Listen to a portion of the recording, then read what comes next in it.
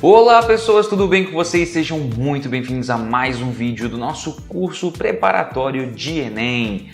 Hoje teremos aí o conteúdo de funçãozinha de primeiro grau, conteúdozinho tradicional, tem bastante funçãozinha no Enem. Função de primeiro grau é a função mais básica que a gente estuda, né? Em termo estrutural, em termo matemático mesmo, com seus coeficientes e importância de coeficientes, então vamos começar por ele, beleza? Mas ó, antes disso, já deixa essa curtida aí, por favor, para dar aquela força. Se inscreve se você chegou agora e tá caindo aqui de paraquedas. Tem vídeo todo dia, até o Enem temos vídeo todo dia aqui no canal, beleza? Então vamos lá. Pessoal, funçãozinha de primeiro grau é um conteúdo assim, ó, bonito, né? É um conteúdo bonito, é um conteúdo interessante, com aplicações no nosso cotidiano e que assim, você tem que saber, beleza? Então vamos lá, primeiro de tudo, né, o que a gente pode falar aí de função de primeiro grau? Pessoal, função de primeiro grau também é conhecida como função afim e ela tem essa estrutura tradicional aí, f de x igual a ax mais b. Lembra sempre que quando a gente fala de função, f de x a gente sempre vai trocar por y, então f de x é a mesma coisa que y. Quando eu falo y, eu estou falando de algo que está em função de x. Por quê? Porque a função nada mais é do que uma relação de dependência, um y que depende do x. Como o y depende do x, o nosso y é a nossa variável dependente, enquanto o x é a nossa variável independente, né? O x a gente vai atribuindo valores, o y é quem a gente colhe, né, dessas atribuições, ok? Quando a gente tem uma função de primeiro grau, essa dependência ela é dada através de uma lei de formação, uma equação, uma igualdade ali, que vai formar um polinômio de primeiro grau. Então, como ali a gente tem ax mais b sendo um polinômiozinho de primeiro grau, por quê? Porque a gente só tem x no máximo elevado a 1, né? Então, a gente vai chamar ela de função de primeiro grau, tá certo? Como que é o gráfico de uma função de primeiro grau? O gráfico de uma função de primeiro grau é sempre uma reta inclinada. E essa reta inclinada, ela pode aí ter duas estruturas tradicionais. Ela pode ser uma reta crescente ou uma reta decrescente. Lembrando, tá, pessoal? Não é assim, mas se eu olhar de um lado ela está crescendo, se eu olhar do outro ela está decrescendo. Não. A nossa leitura dos gráficos é sempre da direita para a esquerda, tá certo? Sempre. Então, da esquerda para a direita, né? Então, se você estiver vendo aí da esquerda para a direita e a gente tiver uma reta subindo, como é o caso ali da primeira, ela é uma reta crescente. No caso da funçãozinha que tem ali embaixo, a gente tem uma reta que da esquerda para a direita, ela está descendo. Logo, ela passa a ser uma função decrescente, tá? As funções afins elas são funções monótonas, ou seja, ela não tem uma mudança de comportamento. Então, se ela está começando crescente, ela termina crescente. Se ela está começando decrescente, ela termina decrescente também.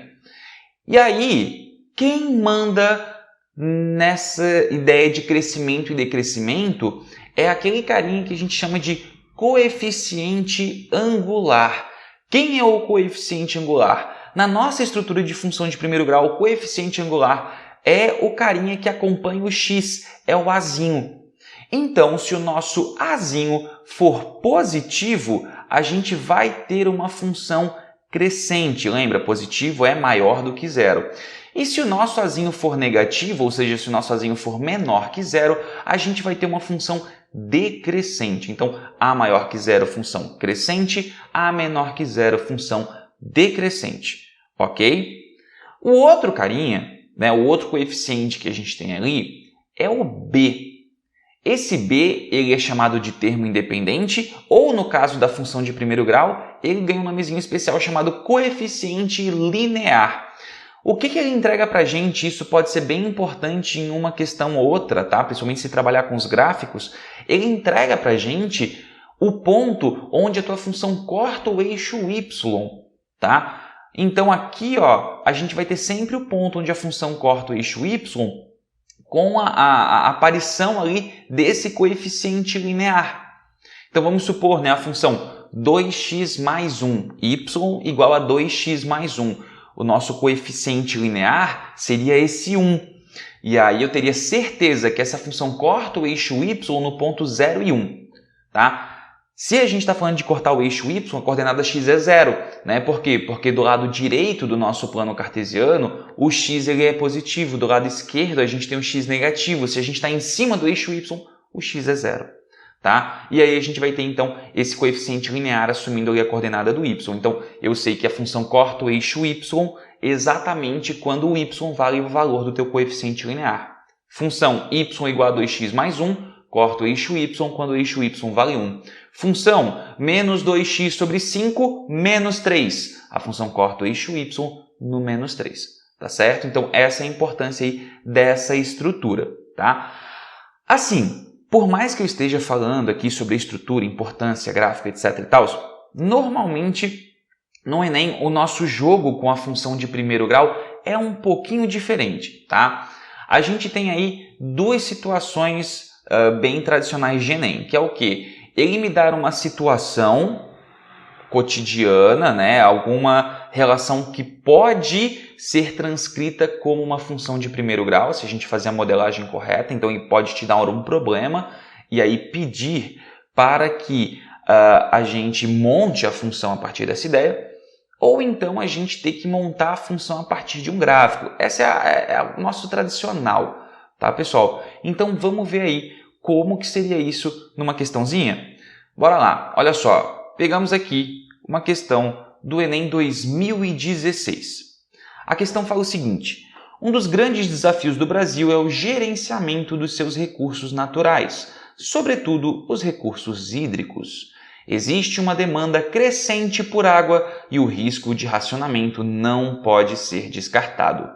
O nível de água de um reservatório foi monitorado por um período, sendo o resultado mostrado no gráfico. Suponha que essa tendência linear observada no monitoramento se prolongue pelos próximos meses. Nas condições dadas, qual o tempo mínimo após o 6º mês para que o reservatório atinja o nível 0 de sua capacidade?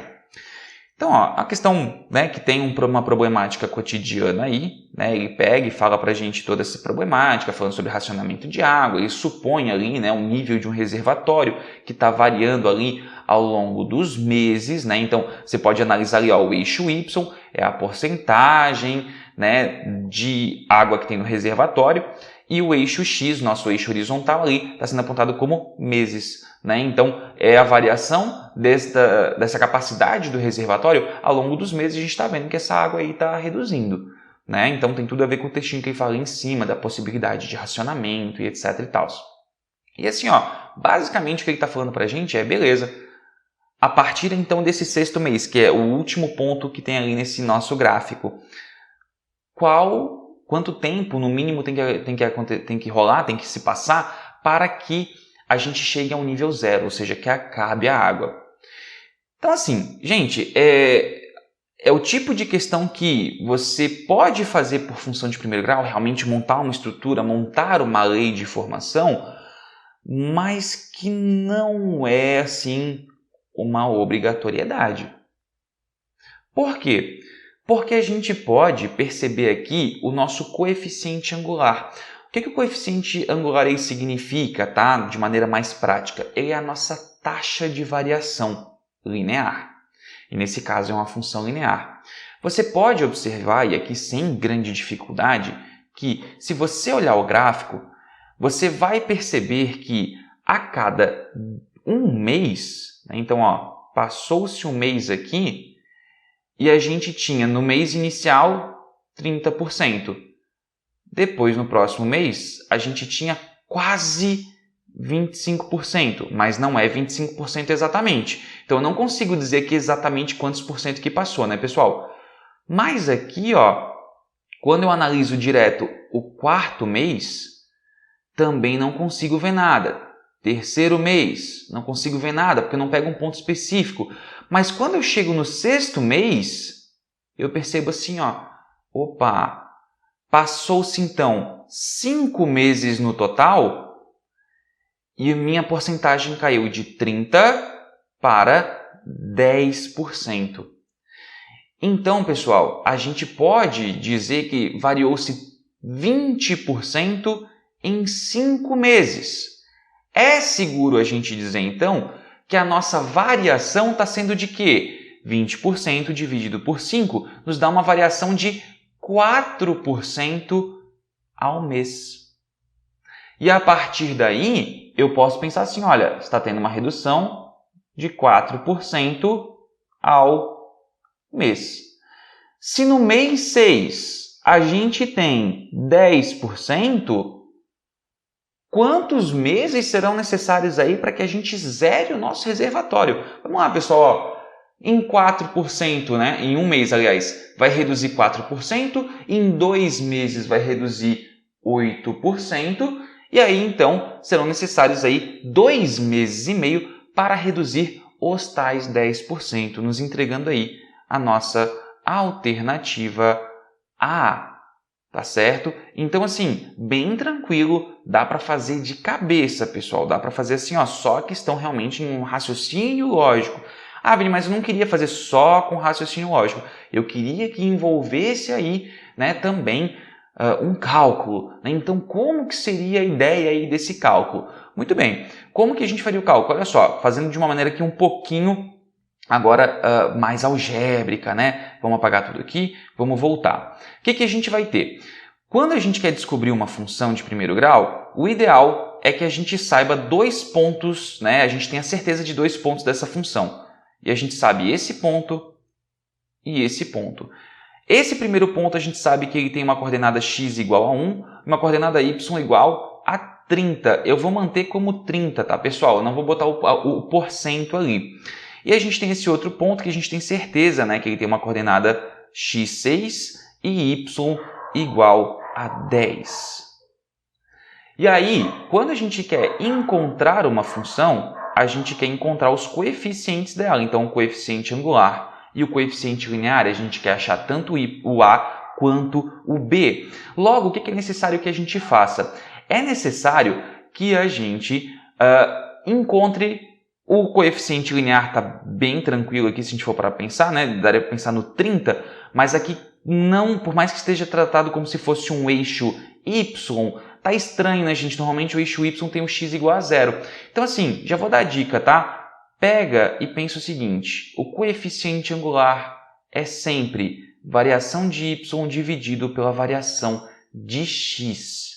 E aí você pensa na trajetória de um ponto para o outro. Então vamos pensar assim, desse primeiro ponto para o outro. O que aconteceu? O nosso y variou? Variou. O nosso y era 30 e passou a ser 10, ou seja, a gente teve uma redução aí de 20 unidades para chegar, né, no próximo ponto. E qual foi a nossa variação de x? O x foi de 1 para 6, então o nosso x aumentou 5. Dessa forma, a gente pode dizer que nosso coeficiente angular é menos 20 dividido por mais 5, que é menos 4, certo? Ah, Vini, como que se acha o coeficiente linear aqui nesse caso? Beleza, a gente achou o coeficiente angular. Como que a gente acharia o coeficiente linear? Bem, se a gente tem a estrutura y é igual a x mais b, e agora eu já sei o valor do a, que é menos 4, então o que acontece? Eu vou, na nossa função, eu vou trocar o a por menos 4 e eu troco o x e y por uma informação de um dos pontos. Por exemplo, eu vou trocar o x e y pelos valores que a gente tem aqui nesse ponto específico. E eu vou dizer, o y, que é o nosso 10, é igual a o nosso a, que é menos 4, vezes o x, que naquele ponto ali é 6, mais o b. E dessa forma, a gente vai poder dizer que 10 é igual a menos 24 mais b. Se você jogar o menos 24 para o outro lado como mais 24, você vai achar o b igual a 34. E aí, dessa maneira, pessoal, agora nós já encontramos a nossa função de primeiro grau. A nossa função de primeiro grau, nesse caso, para essa questão, é a função y é igual a menos 4x mais 34. Essa é a função, tá? Lembra, é ax mais b. Então, a é menos 4, o b é 34, chegamos em y igual a menos 4x mais 34. Dito isso, pessoal, o que a gente faz agora? Se a gente quer o momento em que o reservatório vai estar vazio e a capacidade do reservatório é dado pelo eixo Y, então eu falo, beleza, a nossa capacidade eu quero que chegue a 0. E eu vou ter menos 4x mais 34. E aí agora a gente resolve. Se você resolver essa equação, você vai chegar em x é igual a 8,5. Pô, Vini, mas ficou diferente do que a gente encontrou então, né? Não ficou diferente, pessoal. O que a gente está falando aqui é que vai ser necessário que o x chegue a 8,5, ou seja, a 8 meses e meio. E a questão fala assim, após o 6º mês, quanto tempo vai se passar? Então, do mês 6 até chegar no 8,5, passam-se 2 meses e meio. Tá certo? Então, assim, isso aqui, pessoal, é o tradicional que você tem que saber sobre função de primeiro grau no Enem. É você pegar uma questão e saber, pegar uma questão, né, que envolva um gráfico, um probleminha, e saber a partir das informações naquele probleminha, naquele gráfico, saber interpretá-lo e então conseguir montar a função e a partir dela extrair alguma informação a mais. Tá certo, pessoal? Espero que vocês tenham gostado dessa aula, espero que vocês tenham entendido. Não tem muito mistério com função afim, tá, pessoal? É isso aí. Não se preocupem tanto, é um conteúdo simples. 1 ou 2 exercícios de prática e vocês vão estar voando nele, tá bom? Então valeu, galera, espero que vocês tenham gostado. Beijão pra vocês, se cuidem e até a próxima.